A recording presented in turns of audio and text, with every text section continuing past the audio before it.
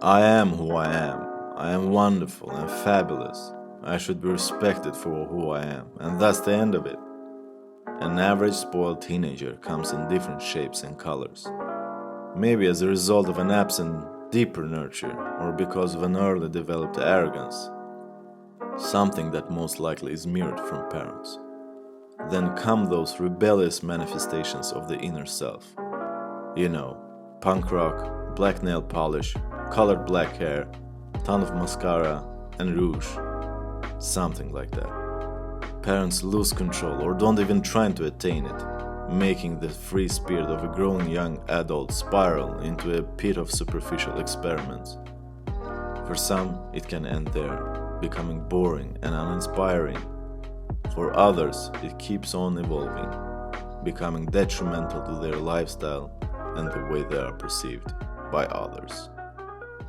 We are social creatures, and a lot of what we do is directly or indirectly determined by the feedback that we get from our community. That community have expanded from being local to becoming a very much global one. Because internet, because social media. Yes, that is the current situation. As human beings, what we feel within tend to be projected on the outside. That superficial shell that we present to the public eye is heavily based on the self-esteem. A body is a canvas, and what we paint on it tells a lot about us. If I'm overweight, I am not respecting this soul vessel and abuse it through stuffing myself with food.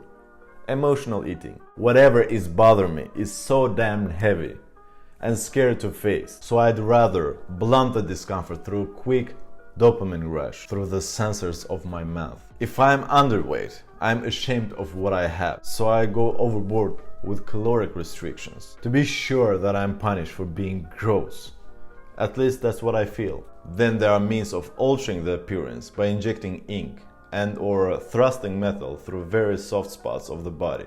If I'm doing that, I may justify it with some personal reasons, like aesthetics or memorabilia. But the truth is, regardless of the reasons, others will make assumptions about me. Yes, they will judge me. One might try to ignore that, but really, if we think deeper about that, if I'm to tell you it's just for me, I am being delusional. Would I do the same if I'd find myself stranded alone on an island? I did a video about why you should care what others think, and you can watch it here. You want people to look up to you, so you can gain power and legitimacy in the society. An overweight person will send off signals of laziness, greed, insecurity. A heavily tattooed and or pierced person will move some eyebrows and awake suspicion. They might pretend that they are tolerant and non-judgmental, but that's not how reality works. Permanent altercations to the body makes you rigid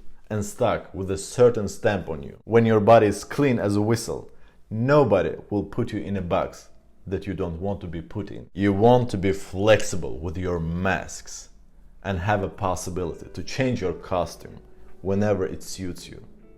The way you dress yourself is also very psychological. There's an issue of liability, of course. Shopping is expensive, and I don't care for fancy clothes. And yes, there's a lot of truth to that, but a good sense of fashion doesn't have to be expensive. Your best bet, a rule of thumb, is to go for fitted style. However sneaky you think you might be, streets are always watching. And apparel is more of an hierarchical attribute today than something to cover up your body with for protecting from weather. Heck, even during the cold times of the year, people mostly hang out and work indoors. Human beings are terrified of the unknown, something they cannot control. This is why we're such security and safety addicts. Clothes tell a lot about where the person stands in the social hierarchy.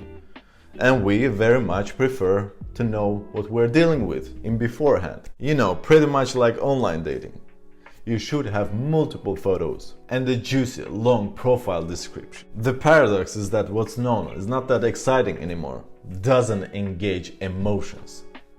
My gym apparel was basically consistent of rags because I was practicing no fucks given attitude. But the more I'm thinking about it, the more I am leaning towards buying some fancy trendy gym clothes. Just in case, you never know. When we talk about appearance, we have to think about 3 ways it can play out. Body, clothes, social media. Body is the core, as you have slimmed and toned body.